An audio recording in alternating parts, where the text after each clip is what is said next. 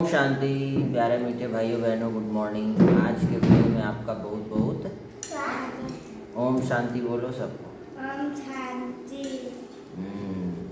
यहाँ क्या होता है? पॉजिटिव थिंकिंग क्लास होता है। स्कूल जाके पढ़ाई तो हो रहा है, बहुत सारे सब्जेक्ट्स हैं, लेकिन यहाँ पे अभी हम लोग रोज़ क्या करते हैं? बाबा के घर में गीता ज्ञान आध्यात्मिक स्कूल, आध्यात्मिक क्लास, पॉजिटिव थिंकिंग क्लास, मुरली क्लास, राजयोगा मेडिटेशन कोर्स, जो कह लीजिए, डेली 10 से 15 मिनट का वीडियो रहता है। तो आज सैटरडे है, ये लोग को मिल चुका है, टिफ़िन पैक हो गया, सब कुछ हो गया ना। अब स्कूल जाएगी। स्कूल जाने से पहले बाबा को याद। एंड दूसरा, अभी जो वीडियो आया, बहुत फनी वीडियो दिखाया है इसको, वो बहुत एजुकेशनल वीडियो है। ऐसे वीडियो दिखा दिखा के बच्चों को सुधारा जा सकता है। एक बच्चा है, बहुत फनी है, वो क्या किया कि एक जानवर के बच्चे का पूंछ पकड़ लिया और उसको भागने नहीं दे रहा है, और पकड़े हुए, जोर से पकड़े हुए, हंस रहा है। तो देखा कि वो अपने पिताजी को चिल्ला चिल्ला के पुकारने लगा, तो उसके पिताजी तक, कानों तक आवाज़ गई। तो उसके पिताजी पूरा हट्टे कट्टे एकदम जानवर, बड़ा जानवर उसके सामने आ गया और उसको मार दिया। किसी के भी बच्चे को आपको इस तरीके की हरकत नहीं करना है। तो आज की कहानी भी देखिए, मज़ेदार। यक्ष युधिष्ठिर संवाद। महाभारत के एक वृत्तांत में जलाशय में पानी पीने के लिए नकुल, सहदेव, अर्जुन, भीम यक्ष के प्रश्नों की परवाह न करते हुए पानी पीने गए और एक एक करके मर गए। सब गया, लेकिन एक एक करके मर गया। काफ़ी देर तक अपने भाइयों को न आता देख युधिष्ठिर व्याकुल हो उठे और खोजते हुए उसी विषैले जलाशय के किनारे पहुँचे कि मेरा भाई लोग पानी पीने गया था, ये कहाँ चला गया, जिसका जल पीकर चारों भाई मृत पड़े हुए थे वहाँ पे। कि क्या हो गया भाई, क्या पानी में क्या था, ये मर गए सभी। उनकी मृत्यु का कारण सोचते हुए प्यास से व्याकुल तालाब में उतरने लगे। इतने में उन्हें एक वाणी सुनाई दी, सावधान, तुम्हारे भाइयों को ने मेरी बात ना मानकर पानी पिया है।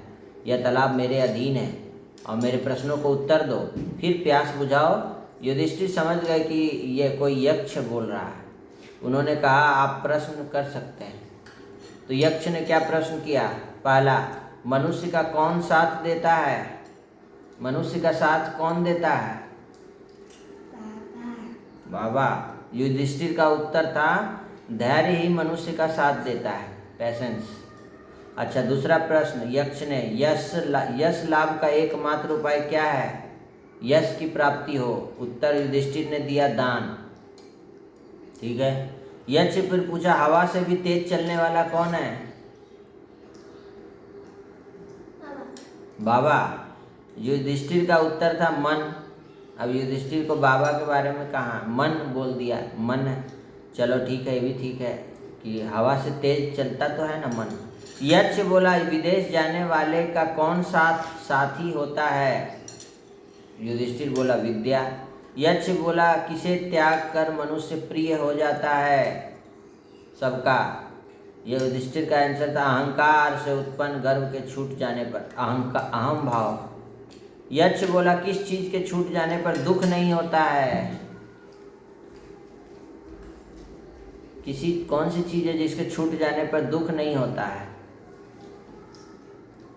युधिष्ठिर का आंसर था, क्रोध। यक्ष बोला, किस चीज को गंवाकर मनुष्य धनी बनता है? युधिष्ठिर का उत्तर था, लोभ। यक्ष बोला, ब्राह्मण होना किस बात पर निर्भर है? जन्म पर, विद्या पर, शील स्वभाव पर?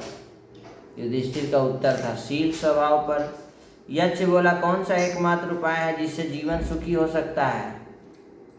युधिष्ठिर बोला, अच्छा स्वभाव ही सुखी होने का उपाय है, स्वभाव अच्छा रखिए। यक्ष बोला, सर्वोत्तम लाभ क्या है? युधिष्ठिर बोला, आरोग्य रहिए, मन स्वस्थ रहना है, सर्वोत्तम लाभ है।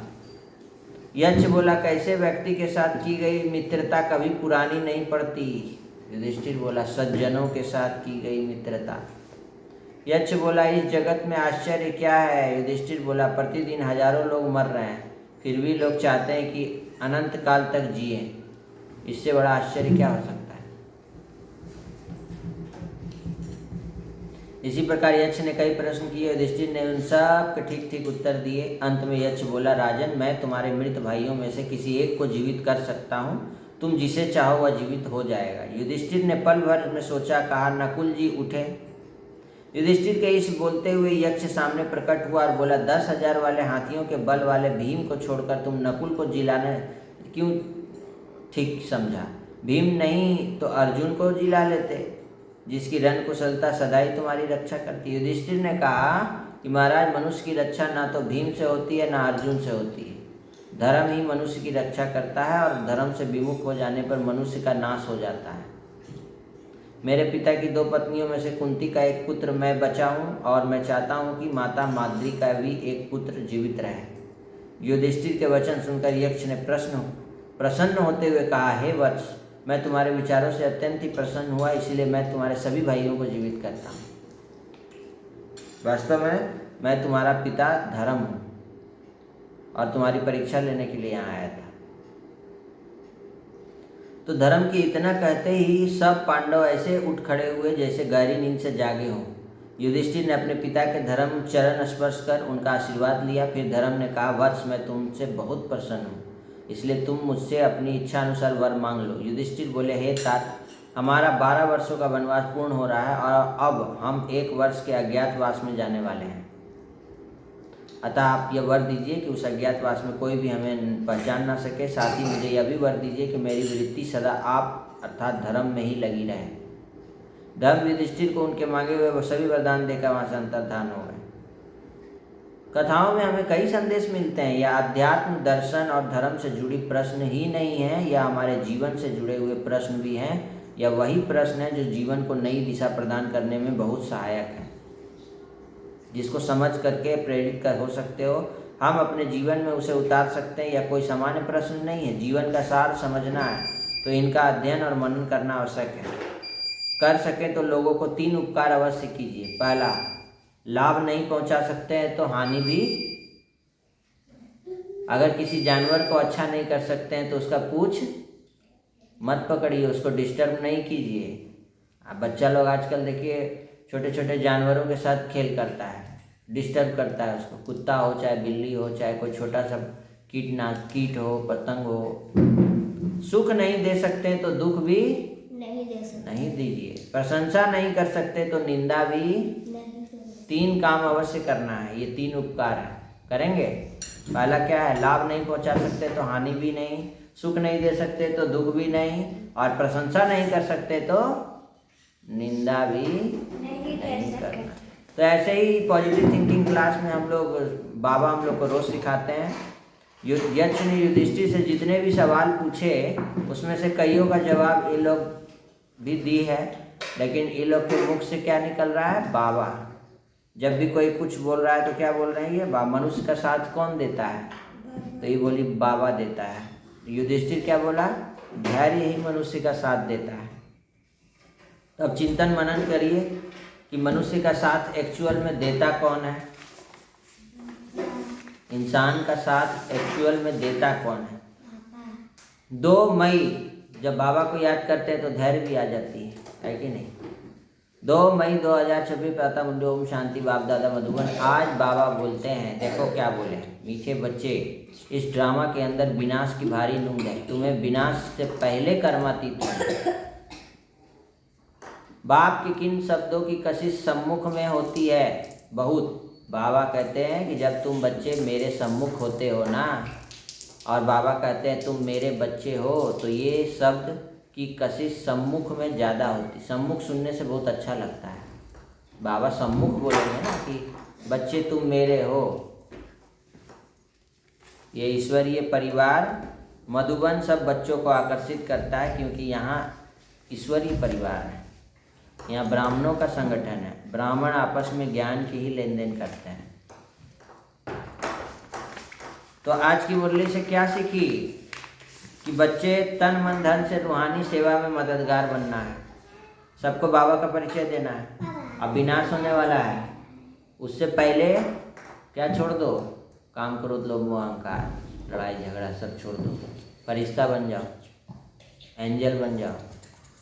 देवी देवता तभी बन सकेंगे ना, खाली टिक्का लगाने से नहीं ना होगा, टीका। आत्मिक स्मृति का टिक्का लगाओ। कौन हूँ मैं आत्मा हूँ।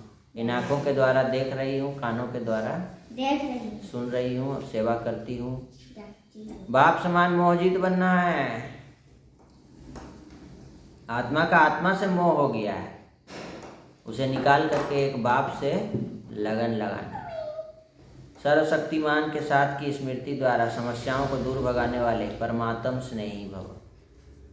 बाबा हमेशा मेरे साथ है, डरने की क्या, सब समस्या खत्म। बाबा साथ है। जो बच्चे परमात्म स्नेही है ना, वे स्नेही को सदा साथ रखते हैं, इसलिए कोई भी समस्या सामने नहीं आता है। हमेशा बाबा को साथ रखते हैं, माया का साथ नहीं। माया क्या है? सांप डस लेती है। माया क्या है? अजगर है, निगल लेती है। और क्या है माया? मगरमच्छ निगल लेती है। माया अनाकोंडा है। माया बिल्ली है। माया बिल्ली है। माया डॉगी है। माया डॉगी है। माया भैंस है। माया भैंस है, रास्ता में आ जाती है। माया सांड है, दौड़ाने लगती है रोड में। और क्या है माया? माया मच्छर है, काट के खून पी जाती है। माया माया से बच के रहना है। माया धूप है। प्यारे बनने का पुरुषार्थ नहीं करो, न्यारे बनने का करो तो प्यारे खुद ही बन जाएंगे। और सदा अचल अडोल एक रस स्थिति का अनुभव करना है। समय प्रति समय बहुत विघ्न आते हैं, अनन्य स्टूडेंट माया के वशीभूत हो एंटी हो जाते हैं। कई बच्चे भागंती हो जाते हैं और सेवा में डिस्टर्ब भी करते हैं। तो महारथी बच्चे जो होते हैं ऐसे समय पर घबराते नहीं हैं। सबके प्रति उसका कल्याण की भावना रहता है, तरस की भावना रहती है, रहम की भावना रहती है। कोई भी कारण हो हलचल में नहीं आना है अथवा व्यर्थ संकल्प नहीं चलाना है। इसको कहते हैं हिलना। माया हिलाती है पकड़ के जोड़ से। माया भूकंप है, माया बाढ़ है। हर आत्मा के पाठ को साक्षी दृष्टा स्थिति में रख के देखना है। वह अचल अडोल एक रस, जो साक्षी दृष्टा रहते हैं। परेशान नहीं होना है, घबराना नहीं है। समझ में आया? तो आज स्कूल में लोग का ब्लड डोनेशन कैंप है, तो ब्लड हम लोग का भी सेंटर में ब्लड डोनेशन कैंप हुआ था ना। क्यों देना चाहिए ब्लड? मदद करनी चाहिए। जो एलिजिबल होते हैं उसको ब्लड टेस्ट करके चेक किया जाता है। एलिजिबल लोगों को वहाँ ब्लड निकाला जाता है, ताकि आजकल बहुत सारी थैलीसीमिया भी एक बीमारी आ गई है, देखिए, जो बहुत ब्लड की ज़रूरत होती है। बिना ब्लड के वो रह ही नहीं सकता है, तुरंत ब्लड चढ़ाना पड़ता है ना। तो आप सब भी ब्लड डोनेट ज़रूर करिए, अपनी एलिजिबिलिटी को चेक कराइए, इसमें कोई हानि नहीं। ओम शांति। सब शांत रहे, सुखी रहे, निरोगी रहे।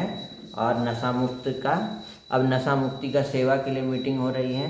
10 करोड़ लोगों तक लक्ष्य रखा गया है। संकल्प कराना है कि नशा छोड़ें और नशा न करेंगे, न करने देंगे।